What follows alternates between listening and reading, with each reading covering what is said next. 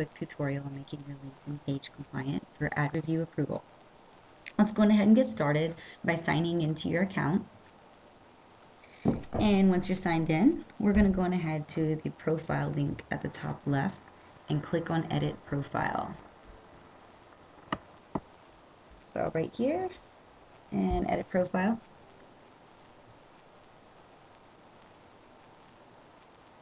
Okay. So you might see a box at the top saying that you've been endorsed by someone, just like you see here. Just an FYI, we don't allow endorsements on LinkedIn pages because regulators also do not allow endorsements for financial advisors.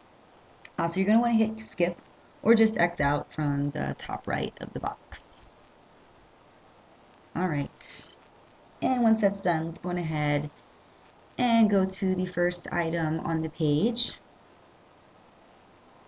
which is going to be your name and your headline.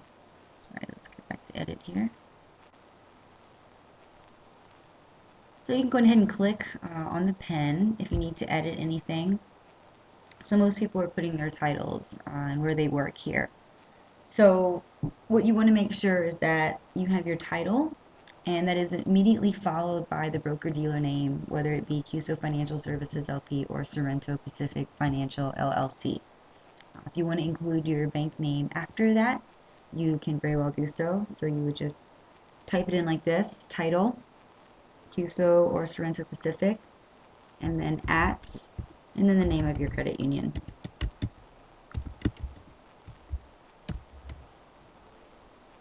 And then hit save. All right, so that's pretty much it for headlines. So right under there, kind of to the right, you'll see a little section that says edit contact info. Go on ahead and click on that. This is going to be the section where you're going to enter the FINRA and SIPC websites. So it's going to bring up this pop-up, and at the bottom left you'll see where it says websites. You can see I already have FINRA and SIPC websites added. In order to do that, you're going to go ahead and just click on that pen next to websites. It's going to bring up this pop-up. And in the first box, you just want to select Other on the drop-down. And then to the right, you're going to enter the name of the website, so FINRA in all caps. And then to the right of that, you'll enter the address, www.finra.org. And then your second entry, again, go ahead and select Other, SIPC in all caps for the name of the website, and then www.sipc.org. So those are the two websites that need to be on your page. Go ahead and click Save there. All right. And then let's scroll down a little bit. If you do have any issues entering websites there, if that pop-up box doesn't show for you for some reason, you can also add in your websites here in the summary section. So summary section is going to be where a lot of people go ahead and put the full CFS or full SPF disclosure, depending on your broker-dealer. And you're also going to list all the states that you're licensed in. So I know some states also have a rule with the insurance regulators as far as listing your insurance license number. You should know if you're one of those states, and if you don't know, go on ahead and ask the registration or compliance department. We'll be able to help you with that. You'll want to list all that information here in the summary section. I find it has enough room for you to do that. So you can go ahead and click on Edit. If you need to get a list of the states that you're licensed in, go ahead and contact registration or compliance, and they can help you with that. And then you'll add the full disclosure. Again, if you need the full disclosure, email us and we can shoot that over to you. And then again, if you had issues entering it above, you can go ahead and put your FINRA and SIPC websites here. And whenever you're done, just go ahead and click Save there. All right. So moving on down to your positions. So I'm sure for most of you, your current position is going to be your position at the bank. So what we need to happen here is for your title to immediately be followed by the broker-dealer name, whether it be CUSO Financial Services LP or Sorrento Pacific Financial LLC. And then you can list your credit union underneath. And the way you're going to do this, I'll go ahead and click on that edit function. And this is what shows up for you whenever you have to enter in your position. So your title, put your title, comma, and then the broker-dealer name. And then over here where it says company name, that's where you can enter your credit union name. And then whenever you're done with that, going ahead and click save. Well, that's not good. um, correct fields. Company name.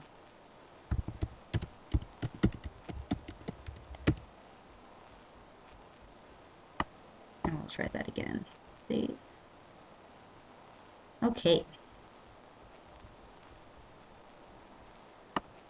Then once that's done, right underneath your positions, you're going to see your skills and expertise. If you happen to have anyone's pictures next to any of these, that's going to mean that you have endorsements. And the way you're going to be able to hide those endorsements is to click on this edit function, and then you'll have here where it says display your endorsements. You can click on that drop down and select no, do not show my endorsements. And then when you're done with that, go ahead and hit save. And then all of your skills will still be listed. You just won't have those endorsements next to your skills. And then immediately under that section is going to be a section for organizations. Just keep in mind that any positions you hold in organizations, any side work you do, whether it's for or not for compensation, that you do have an OBA, other business activity form, filled out and submitted to CFS or SPF for any of those positions. It's real important for us to have a record of all of these things. And if you have any questions, definitely feel free to give us a call and we can help you with that. And then after that,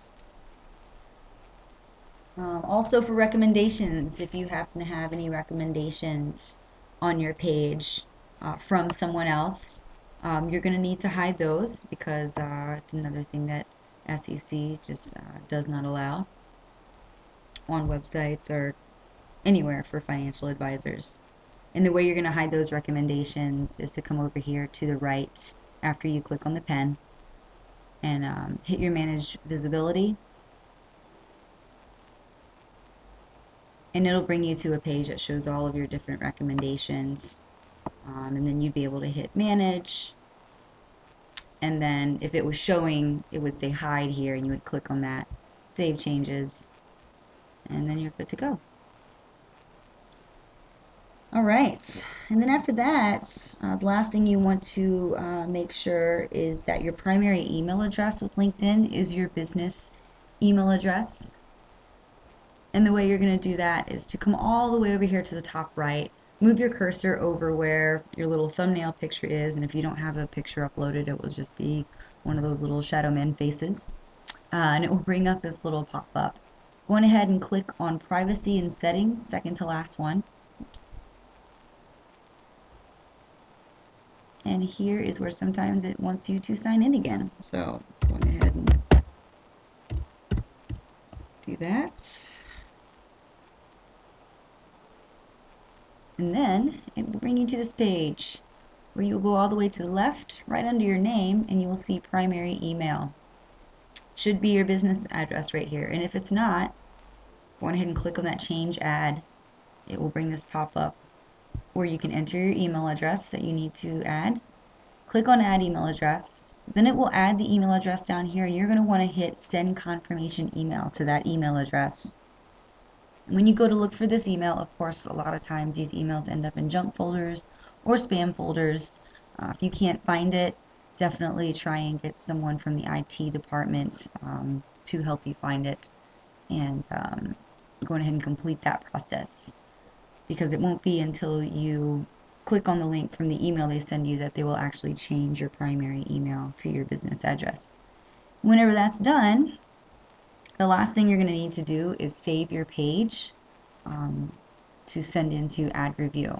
And we need you to save it a certain way. So go ahead back to your profile page. You can just go straight to profile, not edit profile. And come over here to the right of where your picture would be, where it says Edit Profile, click on that drop down. And in the drop down, there's a selection that says Export to PDF. You want to select that. When you open it, it's going to look like this. It's going to be a little different than just a web PDF. And the important thing here is it's going to show your email address that's associated with your LinkedIn page. And we want to make sure that that is your business email. So make sure that that is what shows up before you send this over to ad review, because it won't get approved if it's some Gmail address or cox.net. And then you'll just save that, and you can send it either over to me or to the person that submits advertising for you at your credit union. And then once that is done and your page is approved, you're going to then receive an email from our social media archiving vendor, Smarsh. So when you open that email, you're going to need to open the link and allow the application, which I think entails you signing into your LinkedIn account. The link doesn't work at a lot of the credit unions or banks because of the computer firewalls. So it's going to be best to do this on a home computer. The link and application are 100% safe. All it does is send any activity from your page to an archive for us to review. If you have any issues with it, definitely give me a call. My number is 858-530-4400, extension 3364. And that's if you have any questions about anything or any issues. And I'll be happy to help. And other than that, that is all I have for you today. Hope this helps, and talk to you guys soon. Thanks.